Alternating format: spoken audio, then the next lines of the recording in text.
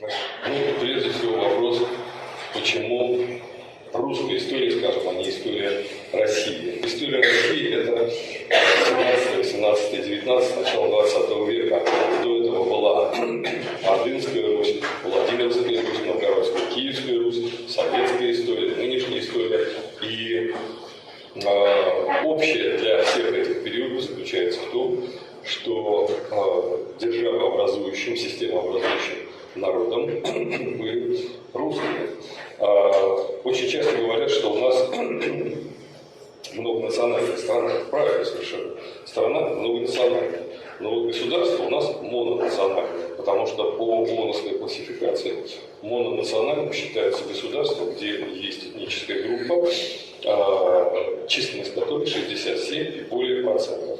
А русских в России столько же, сколько хайнцев в Китае или евреев в Израиле 80%. Россия – это мононациональное государство. Хотя курс называется «Русская история», первая лекция у нас мы сегодня поговорим об общих вещах, связанных с историей России, потому что, как говорил в свое время непопулярный ныне Ленин, тот, кто берется за общие вопросы без предварительного решения вопросов частных, тот на каждом шагу при решении частных вопросов будет натыкаться на эти общие вопросы. История – это прежде всего не только реальность и наука, которая изучает эту реальность. Я предпочитаю говорить, чтобы различать историю как реальность и историю как науку об истории и историологии. По сути дела, это мощное средство борьбы за прошлое и будущее. Как говорил Оруэлл, тот, кто контролирует прошлое, тот контролирует будущее. То есть история – это борьба за время и борьба за информацию. Собственно, как говорит один из героев Олега Маркеева, самое важное в жизни – это время и информация. Я повторяю, история – это борьба за время, борьба за идентичность.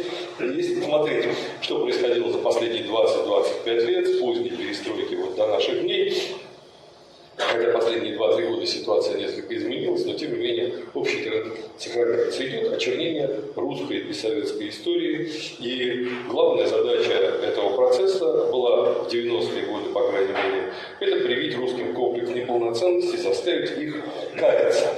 Запад до сих пор удивляется, почему это русские, потерпев поражение в холодной войне, не каются, как немцы после Второй мировой. И вот то, что мы слышали и читали о России и Советском Союзе в конце 80-х, 90-х и в начале нулевых, это как раз из серии того, что называется психоисторическая война. Я чуть позже об этом скажу подробнее. И в этот период шло очернение абсолютно всего. Очернение победы нашей, очернение советских достижений. Причем всяких совершенно достижений. А, кстати, вот если навскидку я вас спросил бы, самые главные советские достижения какие? Космос еще. Ну, атомную бомбу не мы первые создали, мы первые создали водородную бомбу. Это все правильно, но я думаю, что, естественно, победа в Великой Отечественной войне, но я думаю, что правильно будет сказать, что одно из самых главных достижений советского общества, которое не будет, я думаю, перекрыто в обозримые так лет 200, это смертность 6,9 промилле, достигнутая в 60-е годы. Это абсолютный рекорд. Это означает, что система здравоохранения и система жизнеобеспечения достигла такого уровня, который обеспечил вот эту вот очень-очень низкую смертность. Естественно, сейчас об этом не вспоминают. Помимо очернения советской истории, идет процесс такой мифологизации русской истории. Есть целый ряд мифов, я назову только 5. Первое, что русские очень склонны к насилию. Второе, русские рабы. Третье, русское пьянство. Четвертое, русские рабы по своей природе. Россия недоделанная Европа. Вот когда делаете, значит будете молодцы, вас примут с объятиями в цивилизованное общество. А вот представьте, вы, так сказать, ведете дискуссию, какие есть аргументы. Я просто участвовал в нескольких таких дискуссиях. Вот что можно ответить на тезис «русские склонны значительно больше, чем европейцы к насилию». Это так? А если нет, то что можно здесь ответить? Я в свое время ответил, я нашел образ, мне кажется, который, естественно, не решает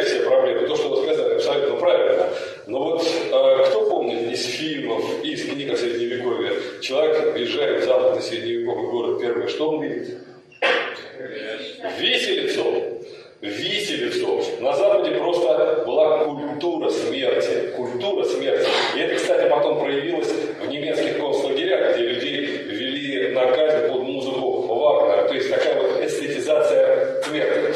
А вот по поводу русской лени что ответим? Да, русская лень. Европейцы говорят, русский ленивый народ. Вот есть здесь что ответить? Скажи, пожалуйста, у нас когда начинается сельскохозяйственный период? Вот период сельскохозяйственной работы в каком месяце? Май.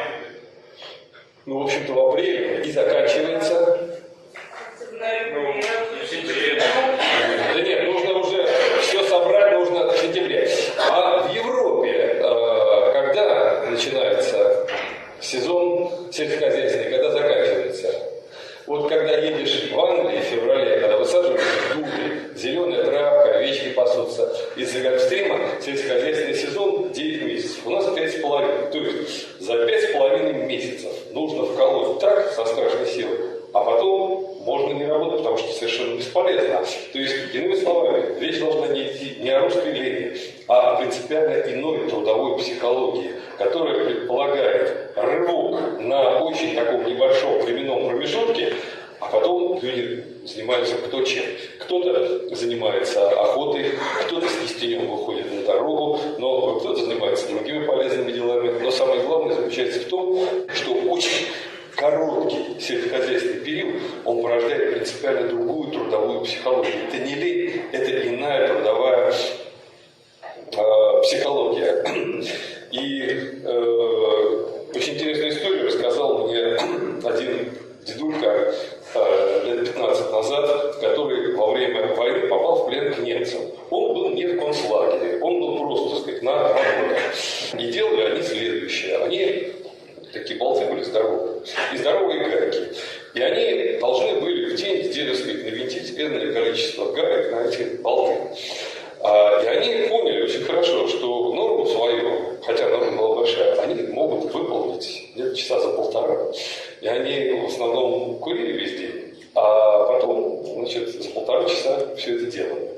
Вот когда немцы это увидели, немцы страшно возмутились, попинали их. Потом рядом с ними стоял немец, который следил за тем, чтобы они 50 минут работали, 10 минут перекур. 50 минут работали, 10 минут перекур. Потому что так правильно. Иными словами, другая совершенно трудовая психология. Ну, по поводу русского пьянства, так сказать, это здесь добивается чистой статистикой. Рабства у нас действительно не было. Единственное, во времена Киевской Новгородской Руси, но это было очень-очень давно, и рабства хватало в это время и в Европе тоже. Вот. Что касается тезиса о России как недоделанной в Европе, вот здесь это серьезная вещь. И, собственно, значительная часть русской верхушки в 18-19 веках, она и смотрела на Россию западными глазами. Мы сейчас не будем подробно говорить на эту тему, но здесь вот какая вещь. Не надо путать Запад с Европой. И не надо отдавать европейскость Западу. А дело в том, что Запад – это не вся Европа. Была античная Европа, была византийская Европа. Действительно, есть Западная Европа или франкская. То есть вот эта вот, так сказать, часть Германия, Северная Италия, Франция. И есть Северо-Восточная Европа, русская. Это принципиально другая Европа. У нас часто очень говорят, что мы евразийцы, но Евразия – это географическое понятие, а вот тот исторический субъект, который создавал нашу цивилизацию, он, безусловно, европейский христианский субъект. Вот теперь несколько очень важных слов о психоисторической войне. Обычно у нас, потому что она тесно связана с историей. И когда ты читаешь курс истории, хочешь ты или нет, вот ты автоматически участвуешь в психоисторической войне. Что такое психоисторическая война? Чаще говорят об информационной войне, о психологической войне. Я предпочитаю термин психоисторическая война. Одним из первых этот термин выдвинул Айзек Азимов, фантаст и популяризатор науки, в 1951 году. У него есть такой цикл, который на русский язык неудачно перевели название «Академия». По-английски он называется «Foundation». И он его писал с 1951 по середину 70-х годов. Кто читал? Сюжет таков. Галактическая империя далекого будущего процветает.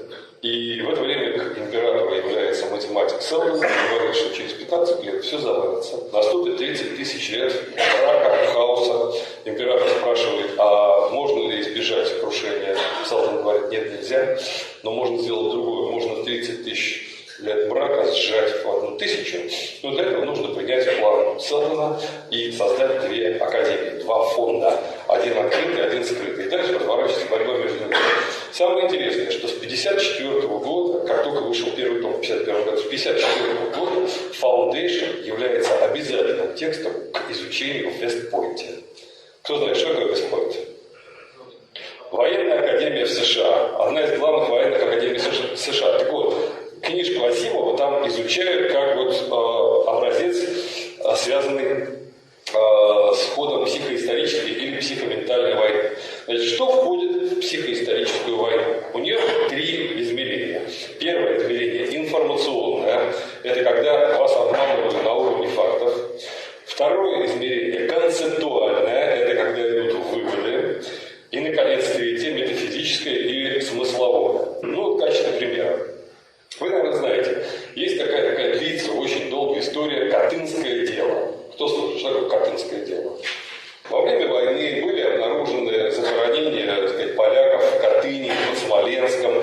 Работала комиссия, которая признала, что это сделали немцы.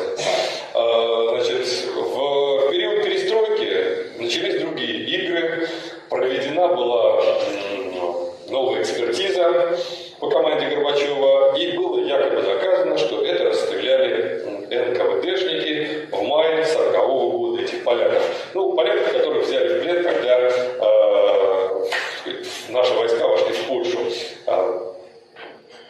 в 1939 году. Причем я сейчас не буду говорить о том, что там масса несуразиц, и, как сейчас выясняется, была масса фальсификаций, чтобы доказать, что это сделали наши.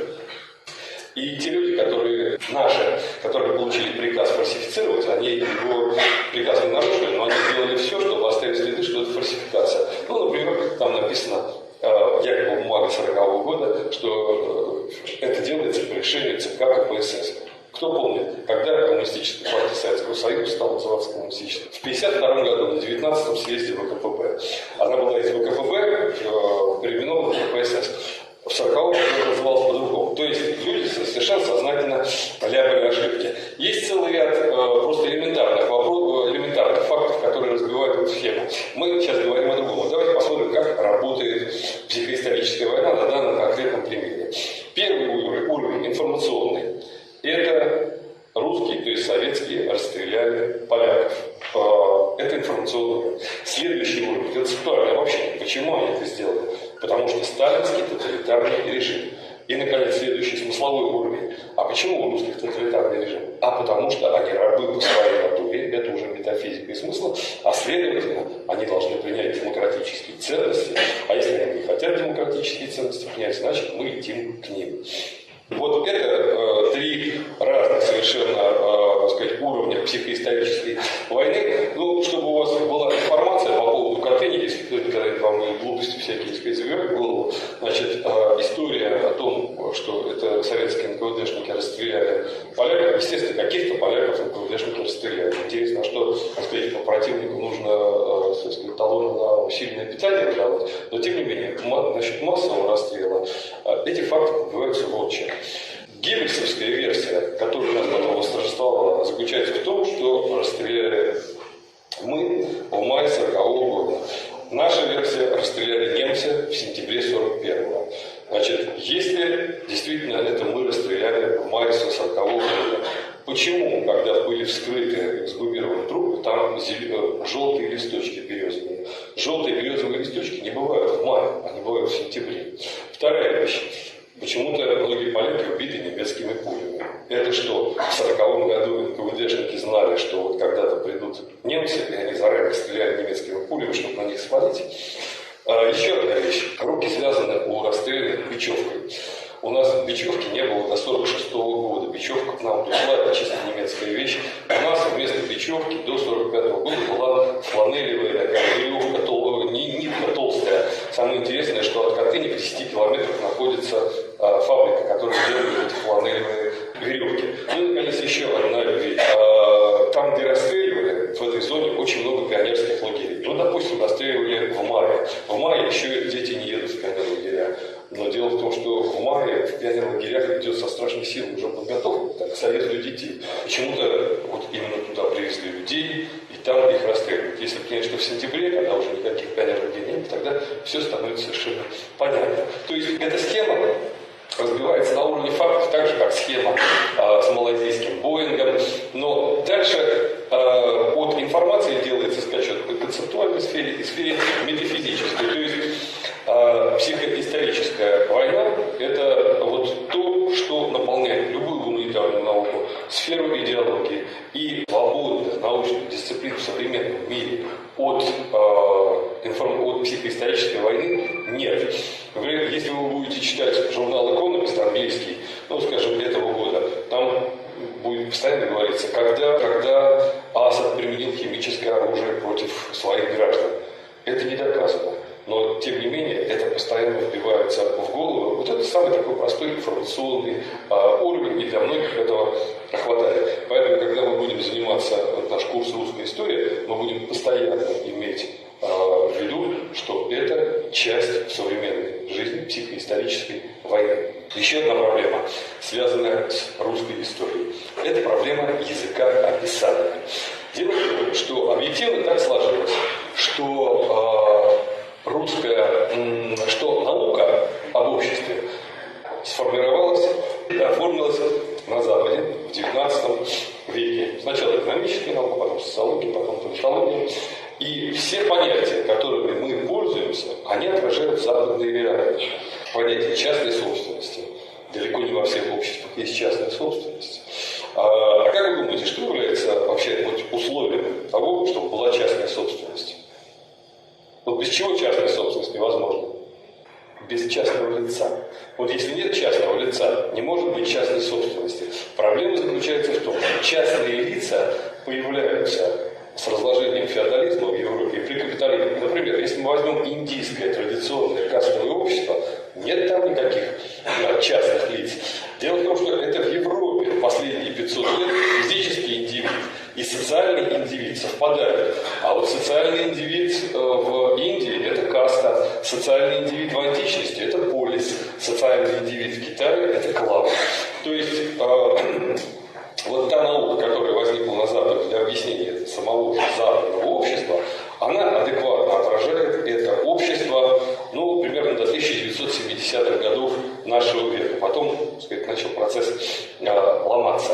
Но проблема заключается в том, что вот эту науку об обществе, которая отражает западные реалии, нам дают как универсальную, и эта вещь не безобидная. Потому что если нам говорят, что рынок, демократия западного образца, политическая жизнь западного образца – это норма, то значит все то, что не похоже, значит это отклонение. И значит это должно как-то искореняться, чтобы общество становилось современным. Ведь понятие модернизации предполагает: делайте как мы, и у вас будет все так же, как у нас. Но если ты начинаешь кого-то догонять, то ты никогда не догонишь. Догоняющий никогда не догонит. И в этом отношении проблема языка описания становится очень и очень важной. Я вам приведу два примера неадекватности описания. Один из них не имеет отношения к России, но он очень красноречивый. Был такой социолог замечательный, немецкий, Макс Вебер. В начале 20 века он очень хотел найти на Востоке народ и религиозную традицию, похожую на протестантизм.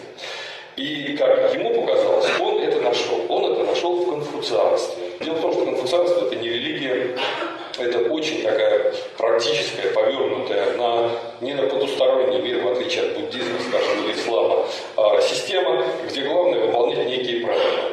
И одним из аргументов Вебера было следующее. Главное в протестантизме это такая термин «патрия потестас», власть отца. А в Китае есть такое понятие «сяо», сыновняя почтительность. И по мнению Вебера эти две вещи, они взаимодополняют друг друга. И вот здесь Вебер допустил типичную западоцентричную ошибку. Дело в том, что «патрия потестас» – это власть личности отца. А сяо – это ролевая характеристика. Дело в том, что китайское общество ролевое. Там личность в европейском совокупность ролей или лиц. Поэтому самое страшное в китайской, японской, корейской культуре это что? Потерять лицо. Потеря лица. Что значит потеря лица? Ты не выполнил ту роль, которая тебе предписана. И сяо – это роль младшего. Поэтому, как написал один наш разведчик, который долго работал в Китае, написал замечательную книгу «Практическое китаеведение». Он говорит, что китайцы, естественно, там так же, как везде, есть хорошие люди, плохие люди, но есть принципиальные вещи, которые не объяснить китайцу. Китайцу не объяснить, что такое героизм и что такое сентиментальность. Потому что это не входит в ролевую сетку, это личностное поведение. У китайца другое, скажем, вот его выручал, китайцы несколько раз выручали, потому что иначе они потеряли бы лицо, поскольку он старше по отношению к ним младше. Но это не было, так сказать, это не героизм и не личные чувства, а это ролевое поведение. И вторая вещь, Китай вроде бы далеко. Вы скажите, пожалуйста, из тех, кто знает английский и французский язык, как перевести на европейские языки, на английский, наверное, больше, чем английский, русское слово «тоска». Сет – это печальный. Мне французы от нас сказали меланхолия. И понимаете, какая штука? От меланхолии быть не хочется, а вот от тоски хочется иногда забыть. Так как перевести русское слово «тоска»? И вторая вещь, как перевести на русский язык английское слово, которое англичане произносят как privacy, а американцы privacy. Как перевести на русский язык? Частное. Частное. Что значит частное? А нет, существительным переведите. Privacy – это существительное. Я хотел бы получить русское существительное. Собственность. Belonging, собственность будет. Понимаете, знаете, как в начале 50-х годов переводилось в советских словарях чувство одиночества. Другого. Дело в том, что вот это и есть та сложность, с которой сталкиваешься. Так, а тоска переведем на русский язык, нет? То есть на английский, на французский. Тоска можем перевести? Затруднение. Потому что здесь очень много всяких эмоциональных коннотаций. Более того, очень не всегда легко донести смысл. Но, опять же, это не русский пример, а вот была такая Бирманская социалистическая партия. Ну и когда они приехали сюда, их здесь обучали, и им объясняли, что вот есть закон единства и борьбы противоположностей. И вот бирманцы, поскольку они буддисты, они понимали, что такое единство противоположностей. Потому что такая борьба противоположностей они никак не могли понять. Еще одна вещь. Вот термин «революция». Китайцы его переводят как «гэмин» – смена мандата. Смена мандата в китайской традиции – это вот что. Император имеет мандат направления от народа. Если император неправильно себя ведет, неправильно, народ начинает голодать, дождей мало, коррупция, то народ имеет право лишить его мандата, сменить мандат. Это называется гэмин. Вот так переводится на китайский язык слово «революция».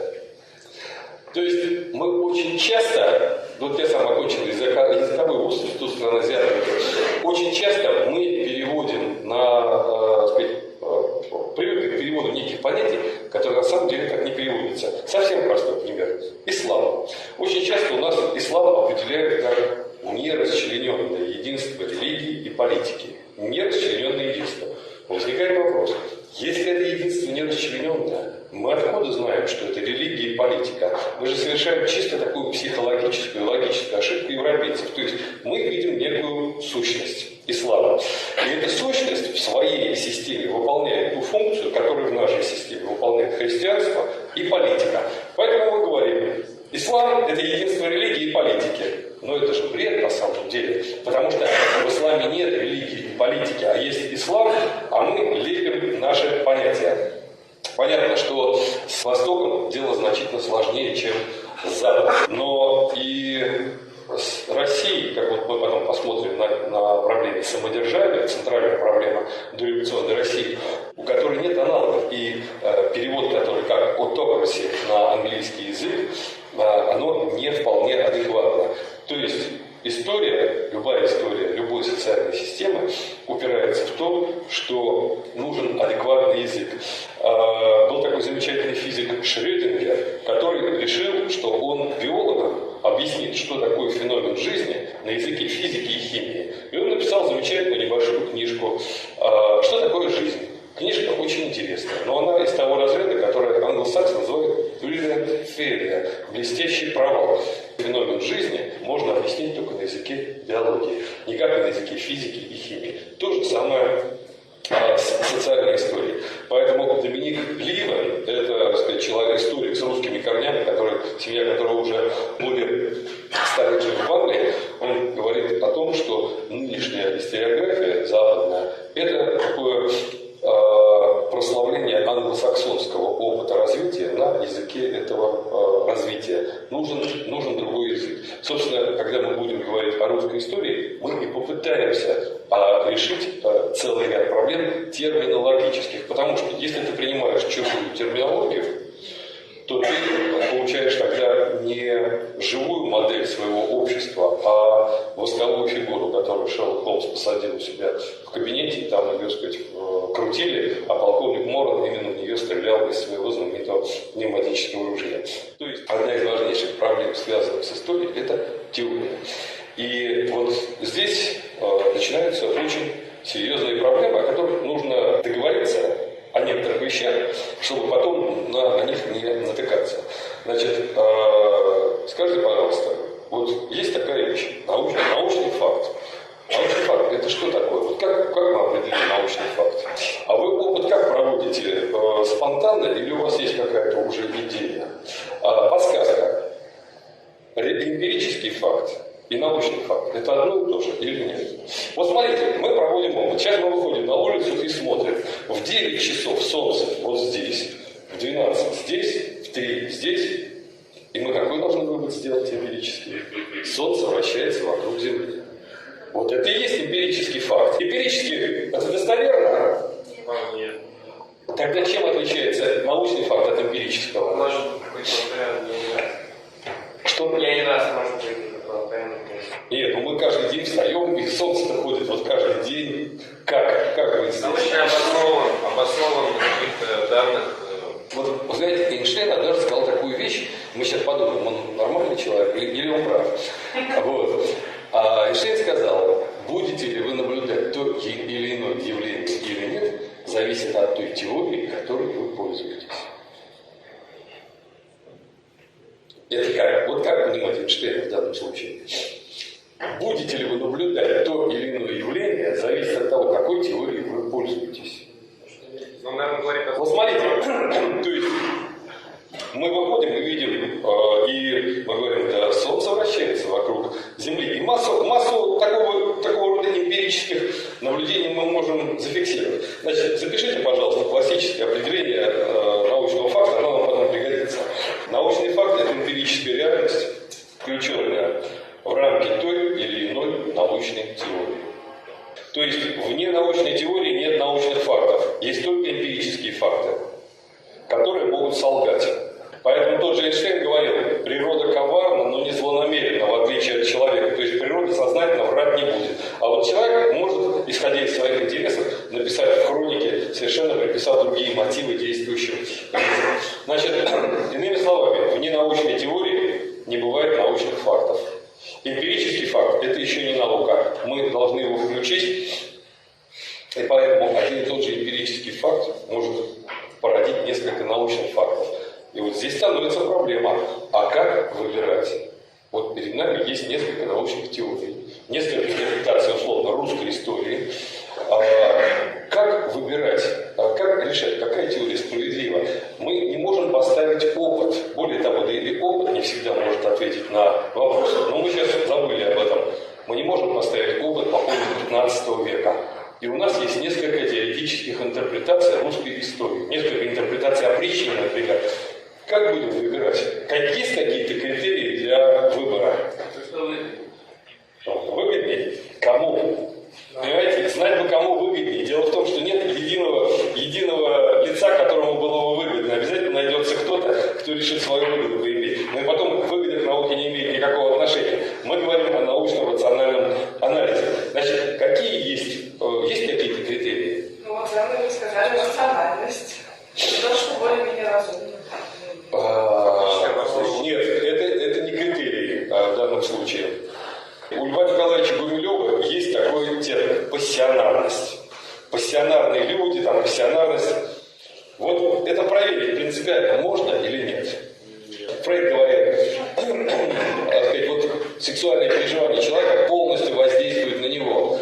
Но он забыл, что между сексуальными переживаниями человека и его действиями психология, воспитание, масса всяких других вещей. Он эти звенья выбросил просто. Значит, первый принцип. Запишите, пожалуйста. Мы сейчас запишем несколько регулятивов, которыми мы будем постоянно пользоваться и проверять, врут нам или нет. Первое. Принципиальная проверяемость. Тот же Лев Николаевич Гумилев, когда его приперли однажды к стенке одной дискуссии, спросили, а что такое пассионарность? Он сказал, ну вот примите это. Ну это похоже на Григория Распутина с его «я так вижу». При всем моем уважении к Льву Николаевичу Гумилеву. Второй регулятив – предсказательная сила. Если одна теория, да, все вот эти будут 5 пунктов, они работают только как система. Если теория, есть две теории, одна может нам кое-что предсказать, а другая ничего не предсказывает. Ясно совершенно, что предпочтение отдается той, у которой предсказательная сила больше. Третье – максимальная общность. Речь идет вот о чем. Есть так называемые теории ad hoc, к случаю, которые объясняют только одно данное явление. А вот если есть некая теория, которая объясняет это явление, его следствие, рядоположенные явления, вот это и есть максимальная общность. Четвертое. Позитивная или негативная преемственность. Ну, позитивная преемственность понятна. Я выстраиваю свою теорию на более высоком уровне уже существующей. Или наоборот, я отталкиваюсь от существующей, я ее снимаю в своей теории, как теория Ньютона снимается в теории Эйнштейна, но связь должна быть. И, наконец, самое главное, главный регулятив. Последний, пятый. Принципиальная простота или правило бритвы Оккама. Кто слышал вообще имя Оккам? А скажите, кто смотрел фильм, снятый по книге Умберто Эко «Имя Розы»? А что, никто не смотрел? А вот я вам очень рекомендую посмотреть. Понятно, что книга сильнее фильма. Дело вот в чем. Там главный герой, Баскервиль, говорит, что мой учитель Оккам. Оккам – это философ-этолог середины XIV века. Уильям из Оккама, точнее. Оккам – это не фамилия, это место откуда. Почему бритва Оккама? Значит, правило по латыни звучит так. «Энтия non sunt multiplicanda praeter necessitate». Не надо умножать сущность сверх необходимости. То есть, если упростить, из двух теорий та предпочтительна, которая пользуется меньшим количеством аксиом. То есть, если ты объясняешь, что ты говоришь, вот причина, вот, и вот, кто-то приходит и говорит, нет, вот такая причина. Например, когда Птолемеевская система астрономическая, согласно которой Земля, вокруг Земли вращается Солнце и другие планеты, стала приходить в упадок, просто, так сказать, совершенствовала техника наблюдения, выяснилось, что Птолемеевская система не срабатывает, но ее очень хотелось сохранить. И тогда, чтобы ее сохранить, было придумано следующее. Было сказано, что погрешности возникают из-за того, что есть такая точка, эпицикл. И вот планеты вращаются вокруг Земли и еще и вокруг этого эпицикла. И отсюда такая погрешность. Ну, лет на 10 это решила проблема. Но в 15 веке уже техника довольно быстро развивалась.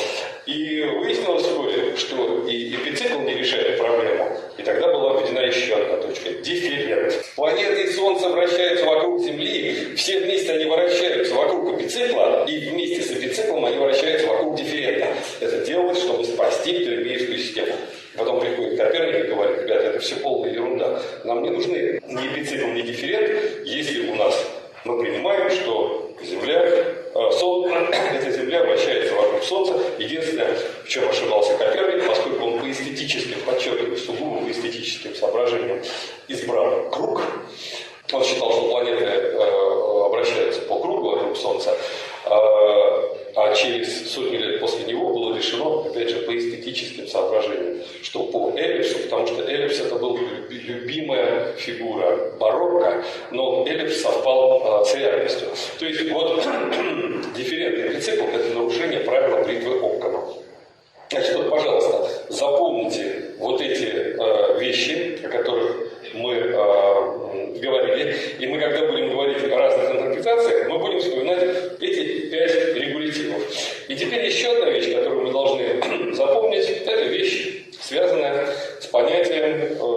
очень активно использовал Маркс, это, запишите, пожалуйста, его, совокупный процесс общественного производства.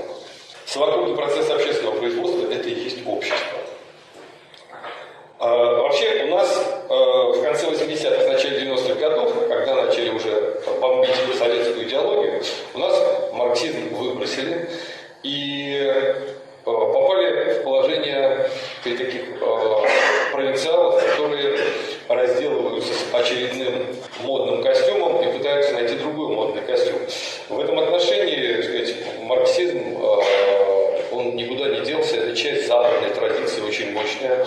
Но вот я не являюсь марксистом, но я очень уважаю эту традицию, и я много оттуда почерпнул. По крайней мере, на мой взгляд, марксизм и как идеология, и как научная программа намного интереснее и консерватизма, и либерализма.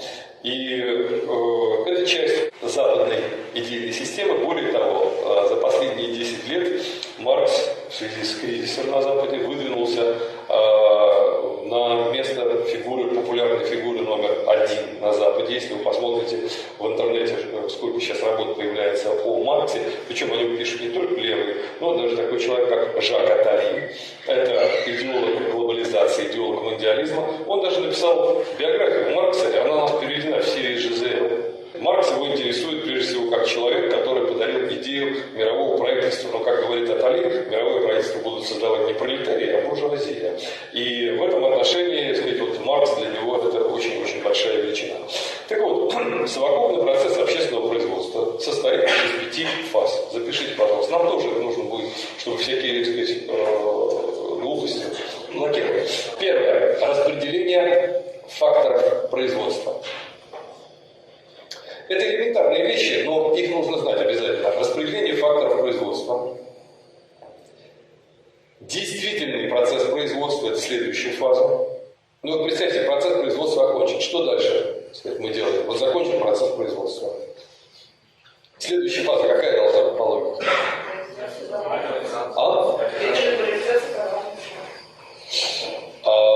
Распределение продуктов труда. Дальше, после распределили. Следующее что? Реализация. Ну, реализация, это, так сказать, такой очень капиталистический подход. Потребление. Вот представьте, есть сапожник, который делает сапоги. Вот он сделал сапоги. Он их будет потреблять? Нет. Значит, какая фаза должна быть? Рядом с сапожником должен быть булочник. Обмен, а потом потребление.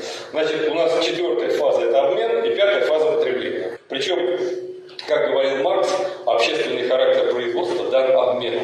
Если люди не обменяются продуктами своего производства, до этого должна быть социальная связь, процесс не будет воспроизводиться. Сапожник не может есть свои сапоги, а булочник для того, чтобы он, так сказать, воспроизвел свою рабочую силу, свою хлебу, но ему нужен материал, значит, они должны обмениваться. Так вот, представьте некую систему совокупного процесса общественного производства. Какая фаза определяет качество этого общества, то есть его системную принадлежность, является капиталистическим, феодальным? Обмен? Распределение. Распределение чего? Фактор, правильно, распределение факторов производства. Я прихожу и говорю, это земля моя, и вы будете на ней работать. Это феодализм. Я прихожу и говорю, капитал, то есть овеществленный, что такое капитал? Это овеществленный труд, который реализует себя как меновая стоимость.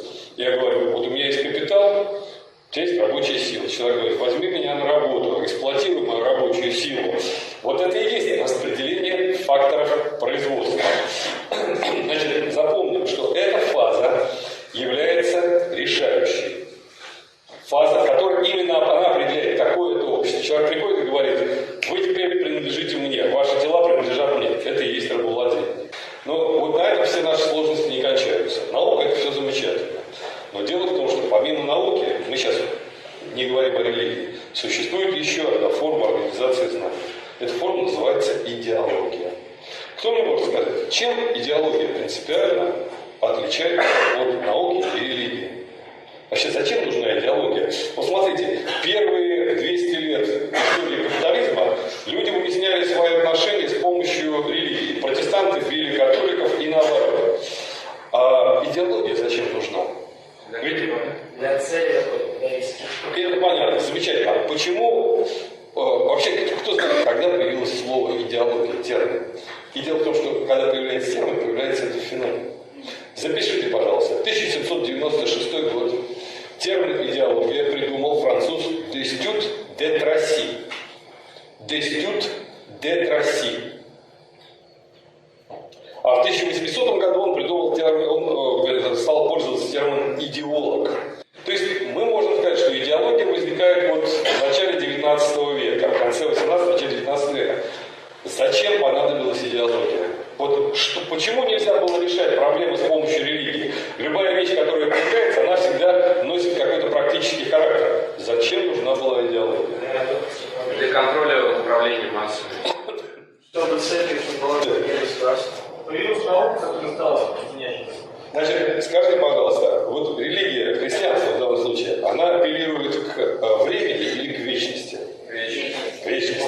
И до французской революции в умах европейцев, большей части, даже образованных, феномен изменения, в общем-то, они его не воспринимают. И первоначально даже термин «революция», кстати, кто знает, когда впервые термин «революция» появился как политический?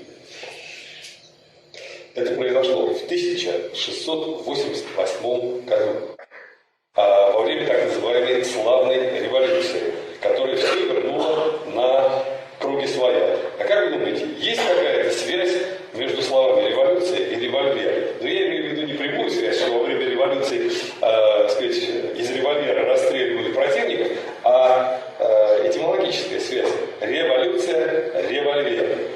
Движение по кругу.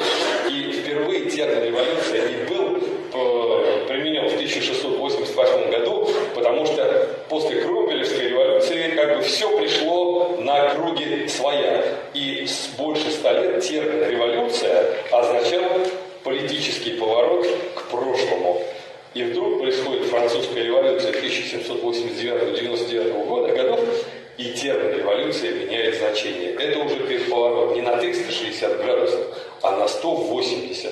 И главным результатом психологической французской революции было то, что изменение неизбежно. Вот хоть ты лопни и хоть ты тресни, не нравится тебе изменение, но оно придет. И теперь и нужно его осмысливать. Значит, нужно осмысливать время. И вот теперь представьте, какие могут быть, в принципе, реакции на неизбежность изменения. Нам не нравится изменение, мы не можем ему сопротивляться, мы можем его немножечко притормозить. Как мы назовем такую программу? Консерватизм. Совершенно верно. И консерватизм у нас формируется в 20-е годы 19 века. А если нам нравятся изменения, какие здесь возможны будут варианты? Здесь уже может быть два варианта, потому что одним нравятся изменения постепенные, а другим революционные, скачкообразные. Если нам нравятся постепенные, как мы назовем такую идеологию? Либерализм. А если резкие, революционный марксизм. Собственно, больше других идеологий нет. У нас могут писать там про идеологию там, империализма, но на самом деле идеологии в строгом смысле этого слова может быть только три. И они фиксируют наше отношение к изменению. Поэтому в конце 20 века, когда стало ясно, что капитализм пробуксовывает, и у него нет больше потенции к развитию, появилось огромное количество книг с названием «Конец прогресса» и «Конец идеологии». И вот сейчас нынешний кризис идеологический, это кризис не только марксизма, это кризис всех идеологий, которые пользуются понятием, может вы мне подскажете, центральное понятие, характерное и для либералов, и для марксистов. А вот консерваторы к этому относятся плохо. Не. Еще раз. Есть понятие, к которому со знаком плюс относятся либералы и марксисты. Они клянутся этим, они под знамение этого. Изменения какие-то.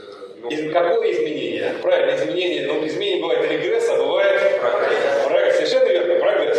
И вот теперь, поскольку нам очень нужно будет это понятие, давайте попробуем дать определение. Мы вообще много будем с вами давать определений, потому что, как говорил Декарт, «Il définir le sens des mots». Определяйте значение слова. В чем большая беда наших гуманитарных наук, которые в результате превращаются в гуманитарщину и словоблудие?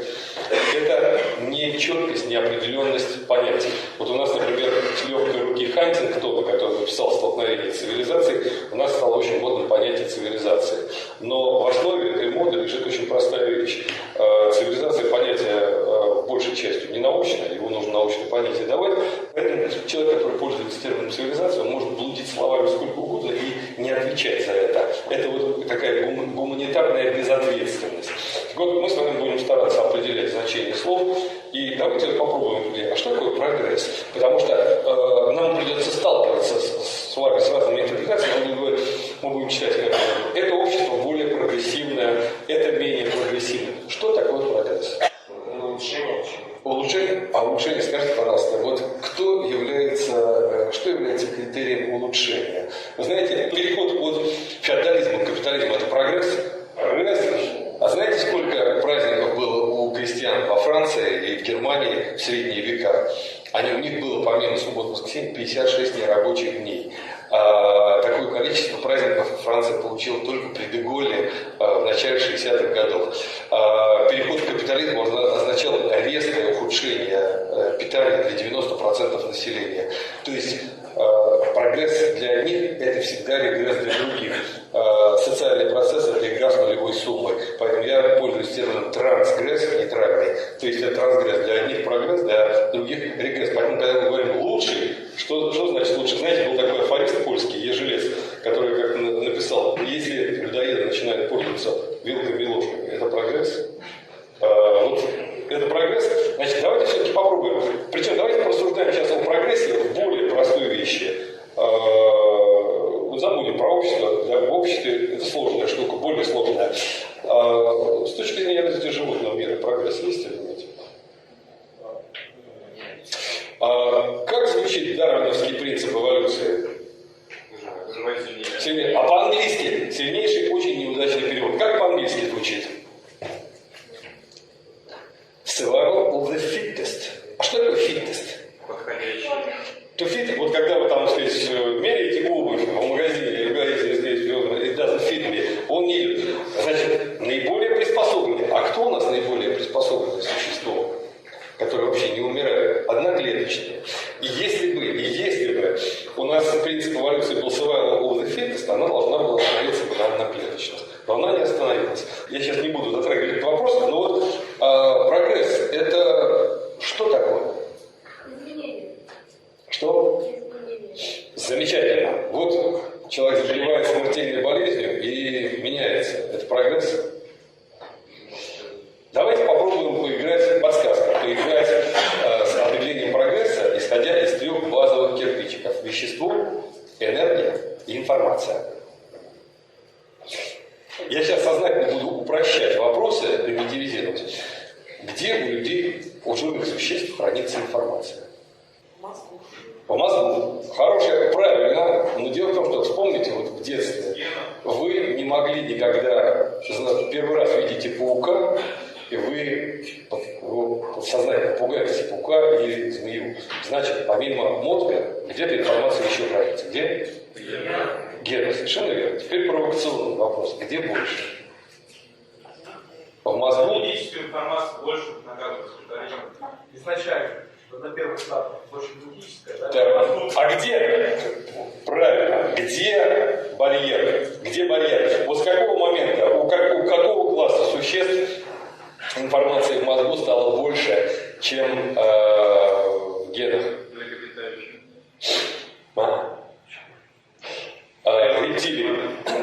Рептилии. Дело в том, что вот палеонтологи, их интересует вопрос, почему там динозавры вымерли. Значительно более интересный вопрос, как динозавры 160 миллионов контролировали сушу, воду и море. Можно смеяться сколько угодно над тем, что у диплодока был мозг размером с грецкий орех, но динозавры, как рептилии, были первыми существами, у которых в мозгу информация была больше, чем в генах. Они были умнее других существ. И дальнейшая эволюция шла по линии накопления информации и увеличения энергетического потенциала. А вот я вам очень рекомендую, посмотрите, она есть в интернете, эта книга Карл Саган «Драконы Эдема». Карл Саган «Драконы Эдема». Это о структурах мозга. Значит, смотрите, как дальше шла эволюция. чем энергетически млекопитающие превосходят, потому что нам потом мы будем сравнивать разные системы, в том числе Россию с другими, по энергетическому потенциалу и информационному. Чем млекопитающие превосходят рептилии энергетически? За счет чего? Теплая кровь, совершенно верно. Но за это нужно расплачиваться. Как говорят наши друзья англосаксы, каждое приобретение есть потери и наоборот. Например, крокодилу для того, чтобы просуществовать год, ему нужно, например, 10-12 буйволов сажать условных, а льву около 100. Значит, это расплата за теплую кровь. А чем еще млекопитающие отличаются от рептилий? Теплая кровь. Что у них еще есть такого? Что нет? У млекопитающих есть 3 эволюционных оружия, которые позволили им совершить совершенно фантастический скачок. Причем теплая кровь – это не главное. Дело в том, что были теплокровные рептилии. Они просто пришли раньше времени, они пришли в конце триасового периода, то есть триас, юрамен, и они вымерли уже к концу триасового. Это так называемые звероящеры. Это динозавр, у которого была теплая кровь. Но это была на тот момент ошибка природы. Это было рано. Значит, то есть не теплая кровь. Есть еще 2 мощные эволюционные вещи, связанные с упаковкой информации, которые позволили млекопитающим сделать рывок. Что? Ну, это Обучение, потом... Так. Обучение. А с чем обучение связано, так сказать, вот с какими изменениями? Ну, естественно, вы этого не можете знать, значит, если не читали книжки популярные. Дело в том, что у млекопитающих появился новый раздел исторический мозга, лимбический мозг. Это та часть мозга, которая отвечает за удовольствие, получаемое от познания нового и от созерцания красивого. Вот. У рептилий есть только рептильный мозг, R-комплекс. Это самая древняя часть нашего мозга. Она ведает агрессией, сексуальным поведением, контролем и на территории и иерархией. И самое страшное оружие млекопитающих – это короткий сон. Короткий сон. Скажите, пожалуйста, вы когда спите, вы все время видите сны? Нет?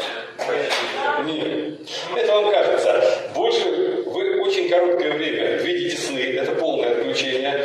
А остальное время вас легко разбудить на самом деле. Как вы думаете, в чем был эволюционный смысл короткого сна? Потому что действительно самое страшное эволюционное оружие. Вот, например, рептилии, они не спят, они просто погружаются в некое дремотное состояние, когда холодно. Я рассказываю постоянно одну и ту же историю. У меня мой студент один работал с геологом, переводчиком в Мозамбике, очень-очень далеко. И там была речушка, а он уже озверел, он сидел там почти год, ему уже делал ничего, он уже озверел от скуки. И он развлекался так, утром ему не лень было, он сделал большую рогатку, набирал камней и шел к речушке. Утром в 6 часов там было довольно прохладно. И там было стадо крокодилов, которые вот лежали в таком оцепенении. Он забирался на лиановый такой мостик и расстреливал их из крупных камней. Я говорю, ну и чего? Он говорит, придержишь ему по морде камнем. Он говорит, хлопает зубами, клацает, а холодно, он говорит, спит все равно.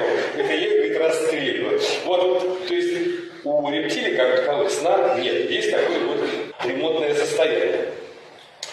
У млекопитающих есть сон. Значит, поскольку млекопитающие конкурируют с рептилиями, и поскольку, так сказать, чаще всего единственное, что они могли из-за своих размеров, это пожирать их яйца, они могли это делать только ночью, когда эти ребята находятся в таком состоянии. Но если я ночью бодрствую, значит, днем я должен немножечко поспать, а вот если я сплю, значит, я превращаюсь в мишень. Значит, мне нужно какую-то часть сна полностью отключаться, очень небольшую, а остальное по, так сказать, бодрствованию. Вот так появился короткий сон. То есть, то, что мы называем прогрессом, как рабочая гипотеза, запишем давайте.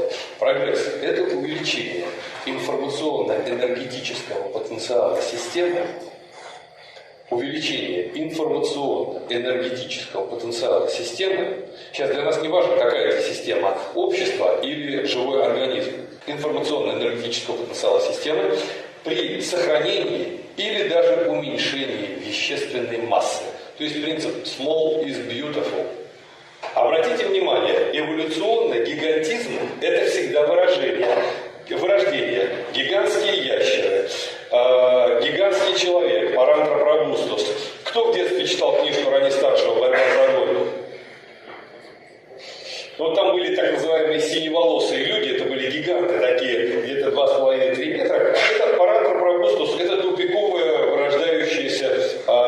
человечества. То же самое в технике. Гигантские танки – это тупик. Танк должен быть компактным. То есть вещественный прогресс – это увеличение информационно-энергетического потенциала при сохранении или уменьшении вещественной массы. Но это общее абстрактное определение. Как только мы с этим определением вторгаемся в общество, здесь начинаются проблемы. Потому что в обществе есть такая штука, как цель. А цель, как правило, ставит системообразующие группы общества. Системообразующие группы общества – это кто? Системообразующие группы. Вот кто является системообразующим группой феодального общества? Феодалы. А буржуазного общества? Капиталисты. То есть системообразующий элемент любой социальной системы – это господствующие группы. И интересы господствующей группы они расходятся с интересами основной массы. И, естественно, в качестве прогресса будет определяться то, что выражает интересы данной группы. И вот здесь мы вступаем в очень такие интересные вещи. То есть ценностные определения носят классовый характер. И поэтому определить прогресс здесь очень сложно. Здесь само определение прогресса – это интеллектуальная борьба в сфере классов. Значит, вот мы на этом сейчас эту тему оставим, мы к ней будем потом возвращаться.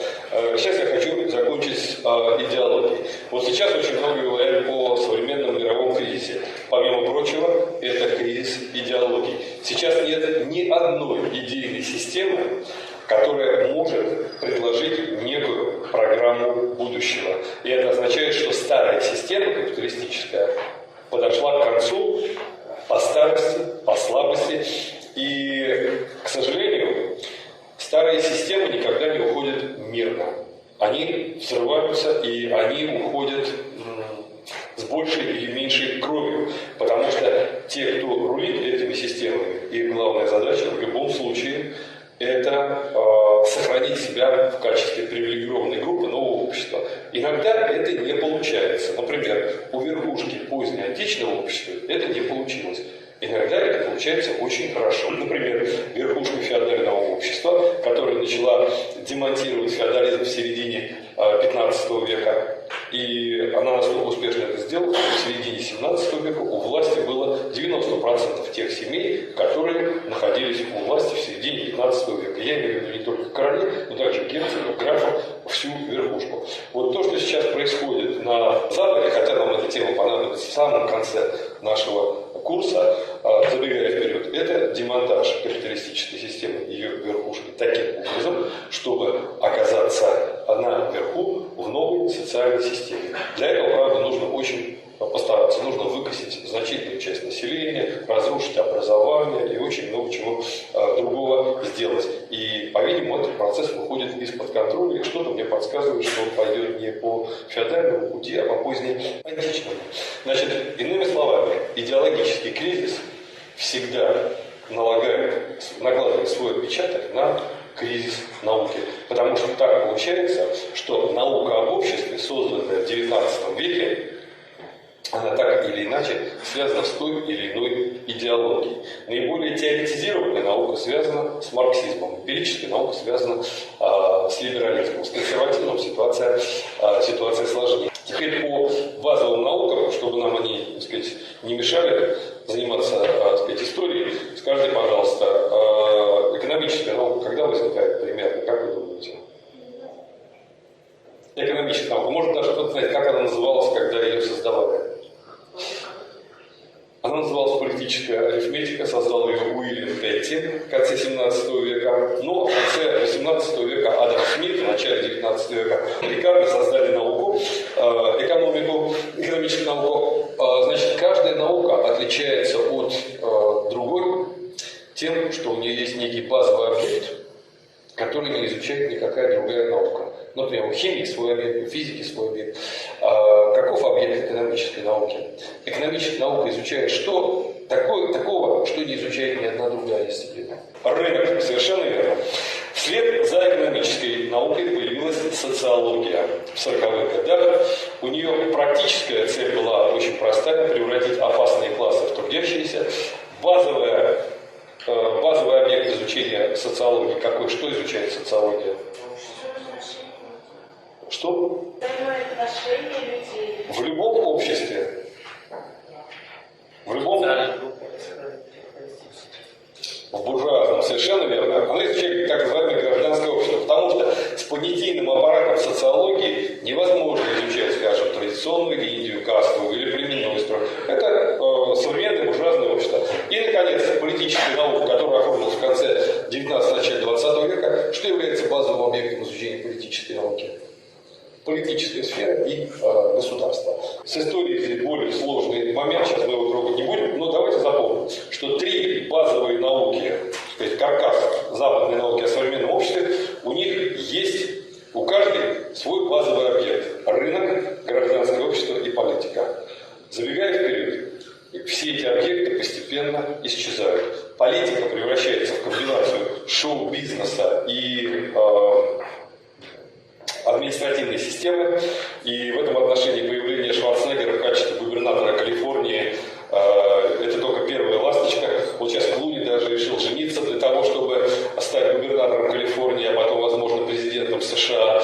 То есть, так сказать, брак такой постановочный. Что касается гражданского общества, оно скукоживается, и рынок – это один из мифов современного Запада, потому что рынка на самом деле давно уже никакого нет, есть олигополия. Иными словами, вот тот набор дисциплин по современному мире, которые преподаются в западных университетах и у нас с 90-х годов, он на самом деле, мы изучаем исчезающую реальность.